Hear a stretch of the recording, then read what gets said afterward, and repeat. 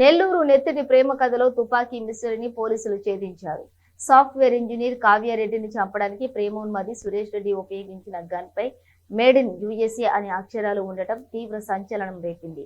American made gun ఓ మారుమూల గ్రామానికి ఎలా వచ్చింది, అది కూడా ఓ సాఫ్ట్వేర్ ఇంజనీర్ ఎలా సంపాదించాడు, అమెరికా నుంచి తెప్పించాడా లేక నెల్లూరులోనే కొన్నాడా అనే కోణంలో పోలీసులు విచారణ చేపట్టారు. ఈ కేసును ప్రతిష్టాత్మకంగా తీసుకున్న నెల్లూరు పోలీసులు ఎన్ఐఏ సాయం తీసుకున్నారు. ప్రత్యేక బృందాలను ఏర్పాటు చేసి కేసును దర్యాప్తు చేయించారు. చివరికి ప్రేమోన్మాది Suresh Reddy phone calls data ఆధారంగా తుపాకీ మిస్టరీని ఛేదించారు. తుపాకీపై మేడ్ ఇన్ యుఎస్ఏ అక్షరాలు ఉన్నప్పటికీ అది తయారైంది మాత్రం బీహార్లోనేనని తేల్చారు.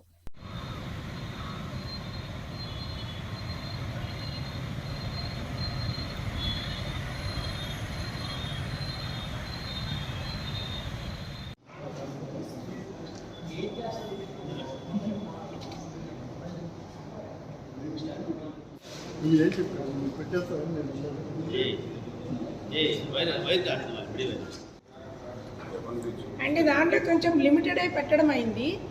డీటెయిల్గా ఎక్స్ప్లెయిన్.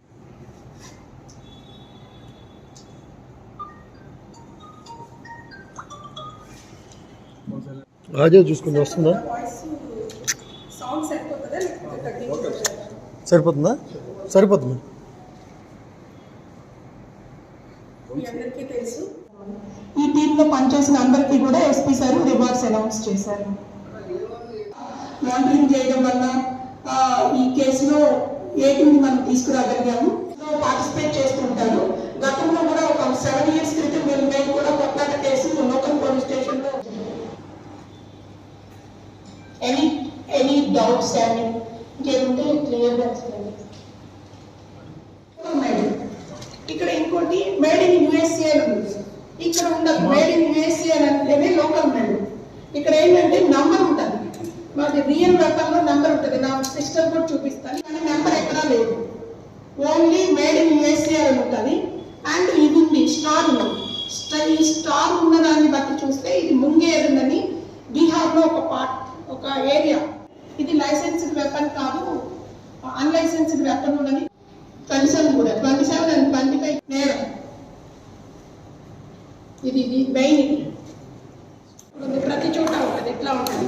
ఇంకోటి ఏంటంటే ఇక్కడ చూడండి ఎంత ఇది రగ్గడుగా ఉంది.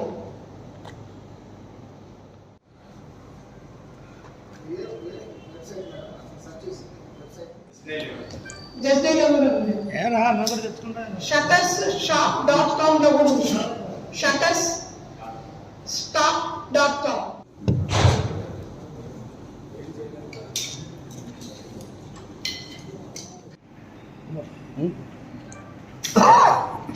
ఫోన్ అన్నట్టు అతన్ని కూడా అరెస్ట్ చేయడానికి ప్రయత్నం చేస్తున్నాం.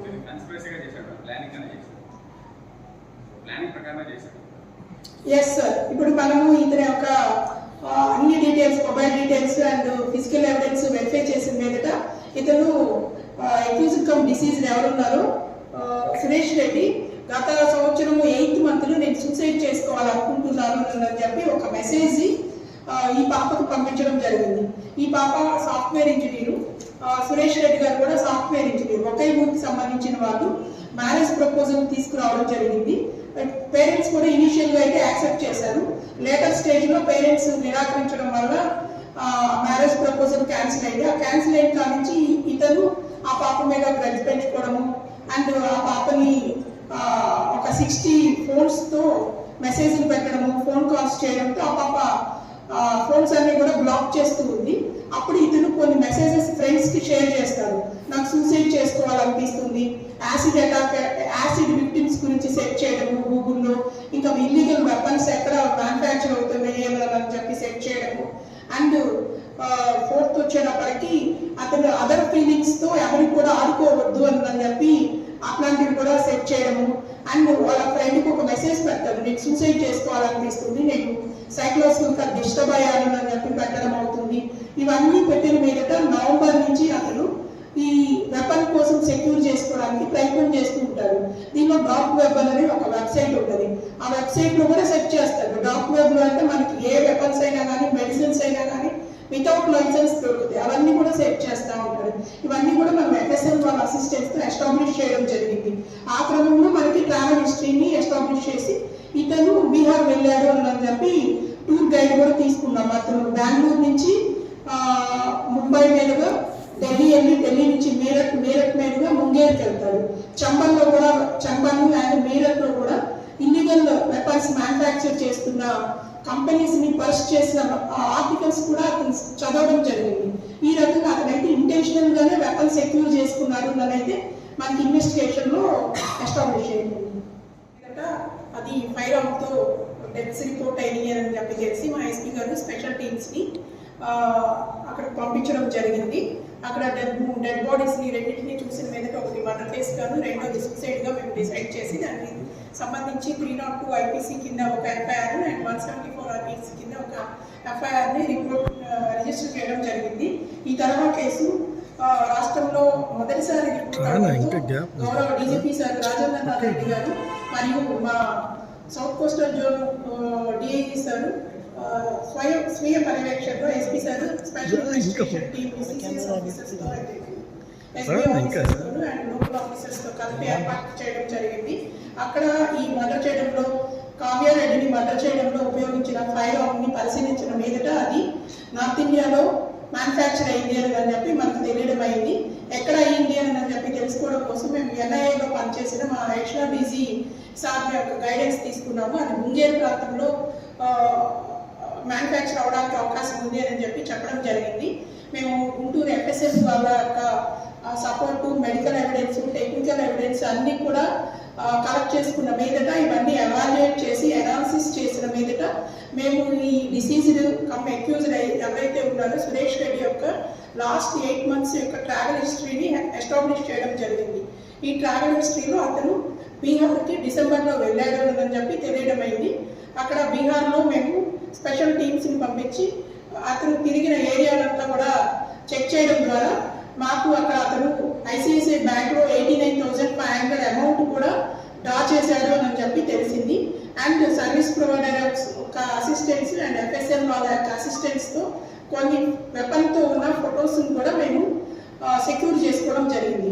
ఆ ఫొటోస్ని అనలైజ్ చేసిన మీదట local Baberi police station and Gauri Chowk police station వాళ్ళ యొక్క బీహార్ రాష్ట్రంలోని ఆ 2 పోలీస్ స్టేషన్ లోకల్ ఆఫీసర్స్ యొక్క అసిస్టెంట్స్తో మేము ఎవరైతే వెపన్ సప్లై చేశారో అనే వాళ్ళని ఎస్టాబ్లిష్ చేశాము. లర్నింగ్ ఎక్స్పీరియన్స్ ప్రజలకు తెలియజేసేది ఏంటంటే, ఒకటి ఇతను యొక్క సైకలాజికల్ కండిషన్ డిస్టర్బ్డ్ గా ఉంది కాబట్టి ఆ డిస్టర్బ్డ్ గా ఉన్నాను అని చెప్పి ఫ్రెండ్స్ కి ఎక్స్ప్రెస్ చేసినప్పుడు ఆ ఫ్రెండ్స్ ఎవరైనా కానీ మనకి సఖీ సెంటర్ కానీ దిశా సెంటర్ కానీ లేకపోతే మనకి కౌన్సిలింగ్ సెంటర్స్ ఉన్నాయి గవర్నమెంట్ స్పాన్సర్డ్, వాళ్ళకి ఇంటిమేట్ చేసినా లేకపోతే పోలీసులకి ఇంటిమేట్ చేసినా కానీ అతనికి కౌన్సిలింగ్ ఇచ్చి కొంచెం అతనిలో ఆ సైకలాజికల్ గా డిస్టర్బెన్స్ ని కొంచెం తగ్గించగలిగే పర్వర్టనెస్ ని తగ్గించగలిగి ఉండేవాళ్ళు. ఇంకోటి ఈ పాప కూడా పాపం ఇట్లా హెరాస్ చేస్తున్నాడు అనే తనంతా తనే బాధపడింది తప్పితే పేరెంట్స్ కానీ లేకపోతే లోకల్ పోలీసుకి కానీ లేకపోతే దిశ యాప్ కానీ వాడుకొని ఒక మెసేజ్ ఇచ్చినట్టయితే ఆ పాపని మనం సేవ్ చేసి ఉండేవాళ్ళం. ఇన్నోసెంట్ పాప, వాళ్ళ ఫ్యామిలీకి ఆ పాపే ఆధారం కాబట్టి కొంచెం ఆ పాప యాక్టివ్గా చెప్పగలుగున్నట్టయితే బాగుండేది అనేది మనం అనుకుంటున్నామండి. కానీ అవి కూడా ఒకవేళ మ్యారేజ్ క్యాన్సిల్ అయింది కదా అని ఆ పాపను అట్లాగా బ్రూటల్గా మర్డర్ చేయడం అయితే సహించలేని విషయం. అండ్ ఇతను ఆ విధంగా పర్మనెంట్ గా వెళ్ళి బీహార్ అడిగినప్పుడు వాళ్ళు కూడా ఆ వెపన్ని కాన్స్పిరసీతో తగ్గొస్తుంది కానీ సప్లై చేయకూడదు కాబట్టి మనం అరెస్ట్ చేయడం జరిగింది. ఖండక్ విలేజ్ గౌరీ చౌక్ మండలానికి సంబంధించిన ఉమేష్ కుమార్ అండ్ రమేష్ కుమార్ ఈ వెపన్ని ఇల్లీగల్ గా మన సురేష్ రెడ్డి గారికి డిసెంబర్లో సప్లై చేశారు అని చెప్పి ఎస్టాబ్లిష్ చేయడం జరిగింది. ఈ క్రమంలో మేము అక్కడ లోకల్ బవేరి పోలీస్ స్టేషన్ వాళ్ళ యొక్క సహకారంతో రమేష్ కుమార్కి ఒక నోటీస్ సర్వ్ చేసి రావడం అయింది. నెల్లూరు పోలీసుల యొక్క పోలీస్ స్టేషన్ అటెండ్ అవ్వండి అని చెప్పి మేము నోటీస్ సర్వ్ చేసి వచ్చాము. అతను 17th మా ముందుకి అటెండ్ అవ్వడం జరిగింది. ఈ క్రమంలో ఎవిడెన్స్ అంతా చూపించిన మీదట అతను మేము వెపన్ని ఇతనికి సప్లై చేశాము అని చెప్పి కన్ఫెషన్ ఇవ్వడం అయింది. ఈరోజు అన్ని ఎవిడెన్స్ చూపించి మేము అతన్ని A2గా అరెస్ట్ చేస్తున్నామండి. మనకి కరోనా ఉండడం వల్ల ఊర్లోనే ఉండి